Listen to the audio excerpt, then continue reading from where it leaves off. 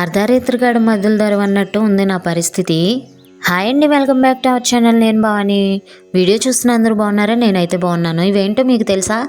తెలిస్తే కామెంట్ సెక్షన్లో షేర్ చేయండి. ఇది మండే రోజు మినీ వ్లాగ్ అండి. మా పెద్దోడికి నైట్ అంతా వామిటింగ్స్ అలానే మోషన్స్ అండి. అందుకని చెప్పి వాడిని స్కూల్కి పంపించట్లేదు, హాస్పిటల్కి తీసుకువెళ్దామని చెప్పి.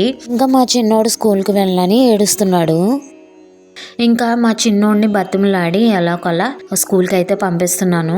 వాడి కాళ్ళకు కూడా దెబ్బ తగిలింది, కాకపోతే ఎగ్జామ్స్ ఉన్నాయని చెప్పి స్కూల్కి అయితే పంపిస్తున్నాము.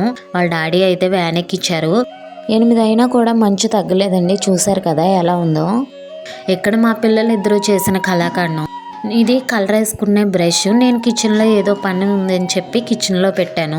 గ్యాస్ మీద పెట్టి కాల్ చేశారు. ఇలా తయారైందనమాట. అర్ధరాత్రికాడ మధ్యలో ధర అన్నట్టుంది నా పరిస్థితి. ఎందుకంటే నైట్ 12 అవుతుంది. మా పెద్దోడికి తెలియకుండానే నిద్దట్లోనే వామిటింగ్స్ చేసుకున్నాడు.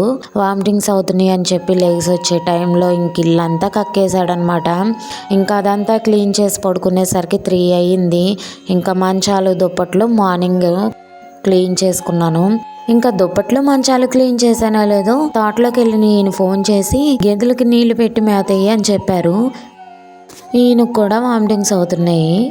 ఇంకా నేను నీళ్లు పెట్టి మేత వేసి వచ్చేసరికి మెడిసిన్ అవి తీసుకువచ్చారు మా పెద్దోడికి ఈయనకి కూడా. ఇంకా నేను ఇంట్లో పనులన్నీ పూర్తి చేసుకున్నాను. ఇంతలో సుభద్ర పిన్ని అరిసెలు వండాలి రమ్మని చెప్పి ఫోన్ చేసింది. మన ఛానల్ని ఫస్ట్ టైం ఎవరైనా చూస్తున్నట్లయితే ప్రీవియస్ వీడియోస్ చూసి మీకు నచ్చితే సబ్స్క్రైబ్ చేయండి. అలాగే వీడియోకి ఒక లైక్ ఇచ్చేయాలండి. ఇంకా నేను వెళ్ళేసరికి అక్క, చిన్న అత్తయ్య వీళ్ళందరూ ఉన్నారు. ఇంకా నేను వెళ్ళిన తర్వాత నువ్వుల అరిసెలు అయితే ప్రిపేర్ చేసాము.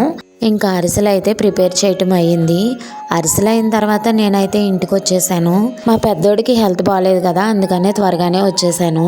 మా సైడ్ అయితే అరిసెలన్నీ చేయటం అయిన తర్వాత కొంచెం పిండి ఉంచి చిన్న చిన్న బాల్స్లా చేస్తారు.